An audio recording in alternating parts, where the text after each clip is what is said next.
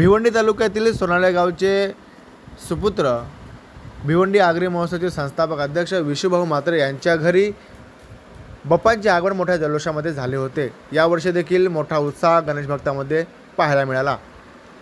म्हात्रे परिवाराच्या वतीने बाप्पांची पूजा आरती मोठ्या जल्लोषामध्ये करण्यात आली। यावेळी अनेक भाविक भक्तांनी विशुभाऊ म्हात्रे यांच्या घरी बाप्पाचे दर्शन घेतले। विशेष म्हणजे विशुभाऊ म्हात्रे यांनी सोनाळे गावातील व एलकुंदे गावातील त्यासोबतच परिसरातील अनेक गावातील घरगुती बाप्पांचे दर्शन देखील घेतले आहे। त्यासोबतच ओंकारेश्वर यात्रा व उज्जैन यात्रा अशा धार्मिक यात्राचे आमंत्रण देखील सर्व नागरिकांना दर्शनाच्या वेळी त्यांनी दिले आहेत। यावेळी त्यांनी सर्व गणेश भक्तांना गणेशोत्सवाच्या शुभेच्छा देखील व्यक्त केल्या आहेत व बाप्पाच्यांनी प्रार्थना केली आहे की माझा गाव सुजलाम सुफलाम असा उन्नती आणि प्रगतीच्या मार्गावर राहावा अशी प्रार्थना त्यांनी यावेळी बाप्पाकडे या गणेशोत्सवानिमित्ताने केली आहे। यावेळी भाजपा व्यापारी आघाडी ठाणे ग्रामीणचे जिल्हाध्यक्ष यशवंतदादा सोरे देखील सोबत होते। यावेळी त्यांनी देखील सर्व भिवंडी वासियांना गणेशोत्सवाच्या शुभेच्छा व्यक्त केल्या आहेत व आपले मनोगत देखील व्यक्त केले आहे। देशातील सर्व गणेश भक्तांना गणेशोत्सवाच्या हार्दिक शुभेच्छा देतो। सर्वांना सुख समृद्धी समाधान आणि चांगलं आरोग्य लाभो अशी बाप्पाचरणी प्रार्थना करतो।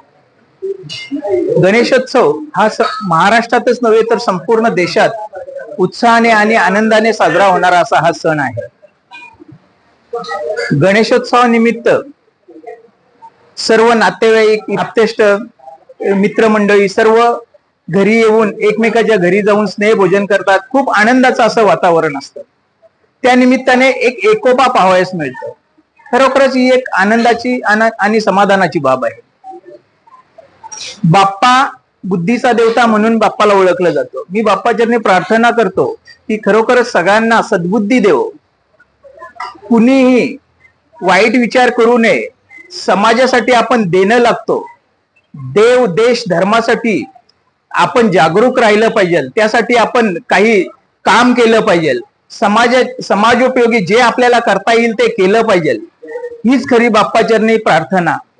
आज जर बघितलं तर संपूर्ण देशात, महाराष्ट्रातच नव्हे तर संपूर्ण देशात मराठा समाजाचं जे आंदोलन आहे ते सर्वजण रात्रंदिवस टीव्ही लावली तर तेच बघायला मिळत आहे।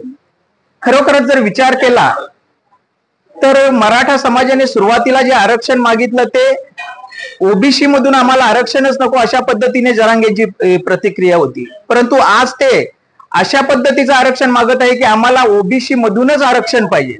तर या गोष्टीचा सर्वप्रथम मी निषेध करतो आणि ओबीसी समाजाने यासाठी एकत्र येणे ही काळाची गरज आहे। आज मराठा समाजाला आरक्षण नाही म्हणून ते एकत्र येत आहेत, परंतु ओबीसी समाजाला आरक्षण ऑलरेडी चालू असल्यामुळे त्यांना त्याची तेवढी जाणीव नाहीये।